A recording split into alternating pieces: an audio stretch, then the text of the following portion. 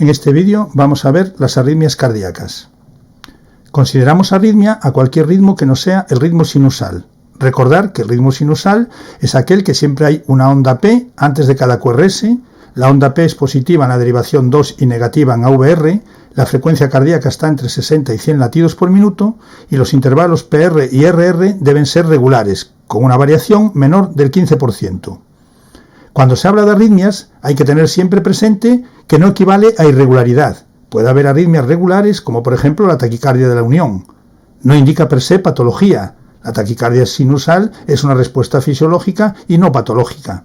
Y su importancia fundamental reside en la alteración hemodinámica que produzca. Muchas veces esta alteración hemodinámica es lo que va a hacer que lo consideremos de atención urgente o atención no urgente.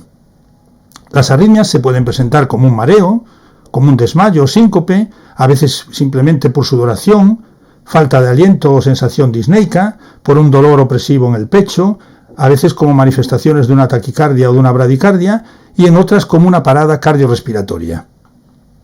Las arritmias se pueden clasificar de diferentes maneras. Nosotros las vamos a clasificar en alteraciones de la formación del impulso, y así hablaríamos de las arritmias supraventriculares o las arritmias ventriculares, de las alteraciones de la conducción del impulso, y estaríamos hablando de los bloqueos que ya hemos visto en vídeos anteriores, y del síndrome de arritmias, como por ejemplo el Wolff-Parkinson-White, del cual también hablamos en un vídeo anterior. En la formación del electrocardiograma veíamos que el nodo sinusal se va a manifestar a través de una línea isoeléctrica, dado que no tiene actividad eléctrica. La despolarización auricular la vamos a ver en la onda P. El nodo auriculoventricular se va a manifestar a través del segmento PR. La despolarización ventricular la veremos en el complejo QRS y la repolarización ventricular la veíamos en la onda T.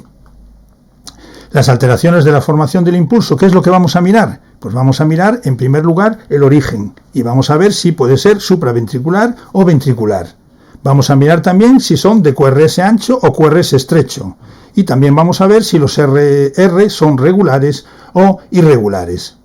¿Cómo podemos diferenciar un ritmo supraventricular de uno ventricular? Pues bueno, fundamentalmente lo vamos a diferenciar en la mayoría de los casos por el QRS. En una arritmia supraventricular, como el impulso se produce por encima del nodo AV, el QRS no tiene por qué cambiar su morfología, dado que una vez que el impulso llega al nodo AV, se va a transmitir por el haz de conducción rápida, es decir, por el haz de His, por lo tanto el QRS debería ser de morfología normal y de duración normal. Por el contrario, en las arritmias ventriculares, el impulso se va a originar en primer lugar en los ventrículos, por lo tanto no va a ir por el sistema de conducción rápido del haz de His, tardará más tiempo y esto va a generar un QRS de morfología anormal, generalmente QRS cuya duración es mayor o igual a 0,12 segundos. Vamos a ver entonces ahora a continuación las arritmias hiperactivas. Las arritmias hiperactivas, como decíamos, las podemos ver entre supraventriculares o ventriculares. Dentro de las supraventriculares vamos a ver las extrasístoles auriculares y nodales, vamos a ver taquicardias sinusales auriculares y nodales, la fibrilación auricular y el flúter auricular. Y dentro de las arritmias hiperactivas ventriculares veremos las extrasístoles ventriculares, taquicardia ventricular, el ritmo idioventricular acelerado y la fibrilación ventricular. A continuación vamos a hablar de las arritmias hiperactivas supraventriculares. En primer lugar, veremos las extrasístoles auriculares. Las extrasístoles auriculares son por latidos que se van a generar adelantados en las aurículas. ¿Qué va a ocasionar esto en el trazado electrocardiográfico? Pues nos van a ocasionar unas P's diferentes a las P's sinusales. En el trazado de abajo vemos unas P's que son las del ritmo sinusal, y después vemos un latido adelantado precedido por una onda P diferente al ritmo sinusal. El PR habitualmente es normal, excepto el de la extrasístole, que puede variar. El QRS va a ser casi siempre normal porque una vez que llega el impulso al nodo AV se va a transmitir por el haz de His, por lo tanto el QRS no tiene por qué producir variaciones.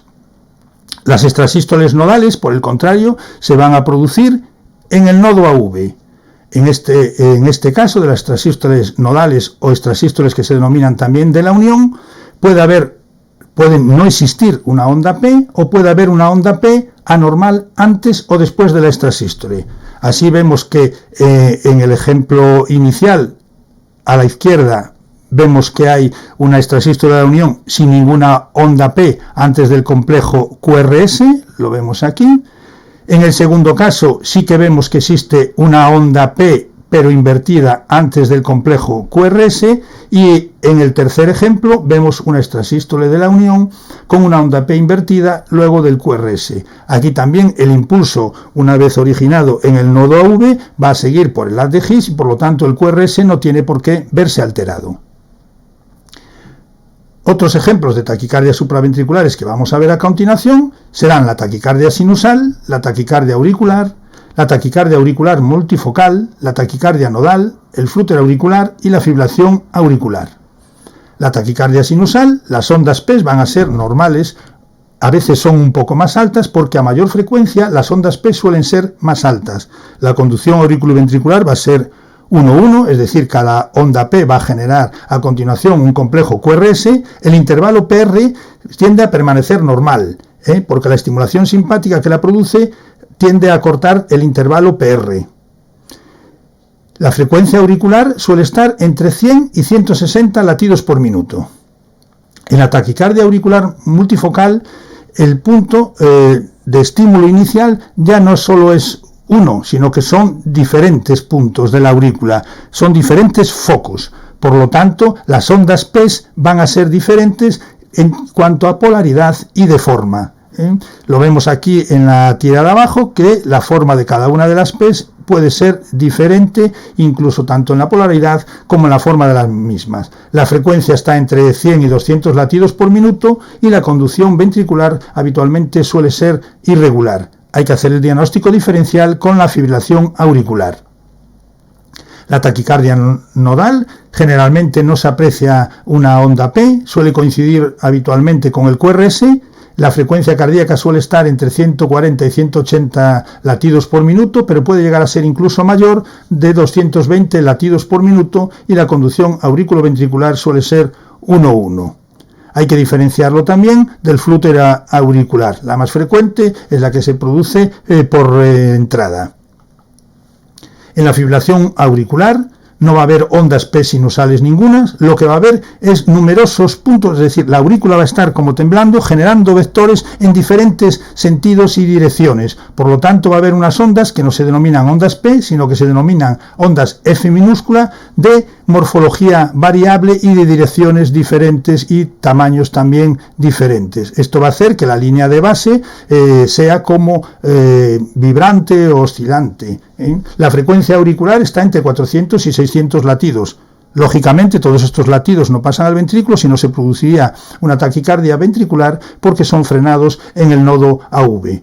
Vamos a ver en el trazado que no va a existir ninguna relación entre la actividad auricular y los complejos QRS. El QRS puede ser normal, pero en algunos casos también se puede ver de forma aberrante y, como decíamos, estos intervalos RR, lo vemos en el trazado de abajo, son irregulares. En ocasiones el trazado incluso parece como una línea cuando la intensidad de esta fibrilación o de estas ondas F son muy pequeñas y no generan casi oscilaciones en la línea de base. Aquí vemos a continuación un trazado también típico, como decimos eso, es irregular con diferentes morfologías de línea de base, que serían como las diferentes ondas F, y decíamos eso, con irregularidad del ritmo o cardíaco. Se denomina arritmia completa por fibrilación auricular. En el flúter auricular generalmente se produce un impulso anormal y se produce como una especie de reentrada dentro de la aurícula, produciendo unas ondas que se denominan ondas F constantes y generan esta imagen que vemos en la tira de ritmo, que se denomina en dientes de sierra. La frecuencia de los latidos auriculares suelen estar entre 250 y 350 latidos por minuto, y los intervalos, en este caso entre las R's, entre las F's, suelen ser regulares y no se suele apreciar en muchas ocasiones la línea isoeléctrica. Las ondas F pueden ir seguidas de un complejo QRS, sería en conducción 1-1, con lo cual alcanzarían frecuencias muy altas, alrededor de 300 latidos por minuto, pero generalmente nos vamos a encontrar con que suele haber un bloqueo en el nodo AV funcional y normalmente suele ser 2-1, es decir, generalmente la frecuencia de los flutter en muchas de las ocasiones las detectamos alrededor de 150 latidos por minuto, otras veces van con bloqueo 3-1, suele ser de 100 latidos por minuto. Los complejos QRS generalmente son normales, pero también se puede dar casos en los cuales son aberrantes. Aquí veis un trazado electrocardiográfico con las ondas F típicas en dientes de sierra, como vemos ahí, y en este caso vemos que hay cada 3 latidos se conduce 1. A continuación vamos a hablar de las arritmias hiperactivas ventriculares. Y en primer lugar vamos a comentar las características de las extrasístoles ventriculares.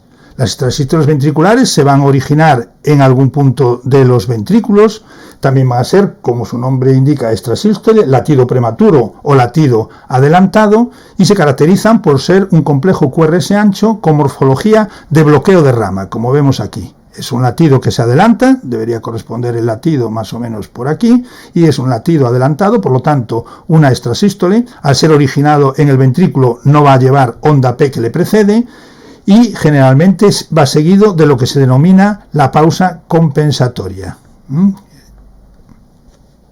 El RR, es decir, la distancia entre dos R's, va a ser irregular de forma intermitente donde aparece la extrasístole. En este trazado que vemos aquí existen diferentes formas de las extrasístoles, lo cual nos hace pensar en que hay diferentes focos ventriculares que están originando estas extrasístoles.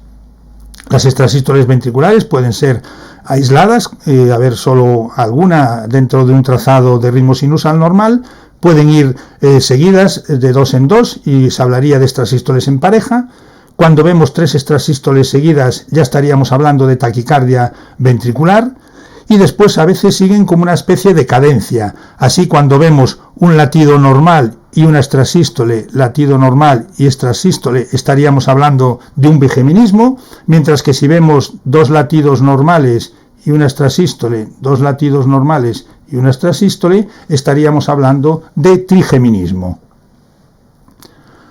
Otra arritmia de las cuales sí que hay que tener actuación urgente es la que se denomina taquicardia ventricular. En este caso no suele haber un circuito eléctrico anormal en los ventrículos, casi siempre se originan sobre un músculo cardíaco previamente dañado, como pudo ser un infarto agudo de miocardio, una fibrosis miocárdica, por ejemplo, y ahí se van a generar múltiples complejos QRS generalmente anchos y pueden ser de un solo foco o de foco múltiple. La frecuencia cardíaca de la taquicardia ventricular suele estar entre 150 y 250 latidos por minuto, y por el medio de esta taquicardia a veces se puede conducir algún latido sinusal. El intervalo RR suele ser normal en aquellas que son monofocales y suele ser irregular cuando hay más de un foco. Aquí ponemos 2 de los criterios de taquicardia ventricular según el patrón que presenten. Así hablamos de taquicardia ventricular con patrón de bloqueo de rama derecha, cuando hay complejos QRS mayores de 140 milisegundos, con una desviación del eje a la izquierda. En las derivaciones V1 y V2 vamos a ver complejos QR o una onda R monofásica, o complejos que se denominan también en oreja de conejo, RR', con una onda R más ancha que la onda R'. Y en la derivación V6, la onda R va a ser menor que la onda S, o también a veces vamos a ver una morfología QS. En el otro patrón, en el que se denomina de taquicardia ventricular con bloqueo de rama izquierda, se caracterizan por tener un complejo QRS mayor de 160 milisegundos, la desviación del eje está hacia la derecha. En las derivaciones V1 y V2 se va a ver una pequeña onda R inicial, ancha mayor de 30 milisegundos, una onda S mellada con una especie de muesca en la porción descendente. La duración desde el inicio del QRS hasta el punto más profundo de la onda S es mayor de 60 milisegundos. Y en la derivación V6 hay una presencia de onda Q inicial, QR o la morfología QS. Aquí veis un ejemplo de una taquicardia ventricular monomorfa, es decir, de un solo foco, como veis, con una frecuencia por encima de 150 latidos por minuto y complejos QRS anchos sin onda P. Hay una taquicardia ventricular que se denomina entorsada de Pointes, que se caracteriza porque los complejos ventriculares van cambiando en el registro, dando lugar a que exista como una especie de torsión del trazado a lo largo de esa línea isoeléctrica. Si trazamos una línea isoeléctrica, vamos viendo como si el trazado fuese girando. Habitualmente no suele ser sostenida, pero si lo es, suele degenerar en una fibrilación ventricular y por lo tanto en alto riesgo de muerte. Habitualmente suele haber un intervalo QT prolongado previo. Aquí lo vemos, por ejemplo, en esta tira de ritmo, que hay un QTC alargado y después de este QTC el primer latido cae sobre la onda T y es lo que se denomina fenómeno R sobre T. Es decir, una extrasístole ventricular que coincide con la onda T y se desencadena la taquicardia ventricular entorsada de Pointes. Otra arritmia que nos podemos encontrar ventricular es lo que se denomina el ritmo idioventricular acelerado o RIVA. La frecuencia en este caso va entre 50 y 100 latidos por minuto y va a tener las mismas características que la taquicardia ventricular, pero como veis con una frecuencia menor. El flúter ventricular también es otra taquicardia de origen ventricular. Se caracteriza por un QRS y una onda T que no se diferencian. Las ondas suelen ser continuas y de igual altura y la frecuencia también es elevada entre 250 y 300 latidos por minuto.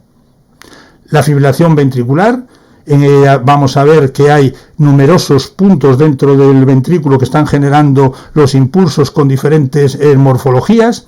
No va a haber ondas P, los complejos QRS van a estar sustituidos por estas ondas irregulares que van a ser con diferente magnitud y frecuencia. La frecuencia puede estar entre 150 y llegar hasta 500 latidos por minuto y, como veis en la tira de ritmo, el intervalo RR también va a ser irregulares con unos complejos más anchos, otros complejos más estrechos. Por último, vamos a ver la asistolia, que este ritmo se identifica como una línea plana en el electrocardiograma y representa el ritmo de parada cardiorrespiratoria. No presenta ningún tipo de actividad eléctrica.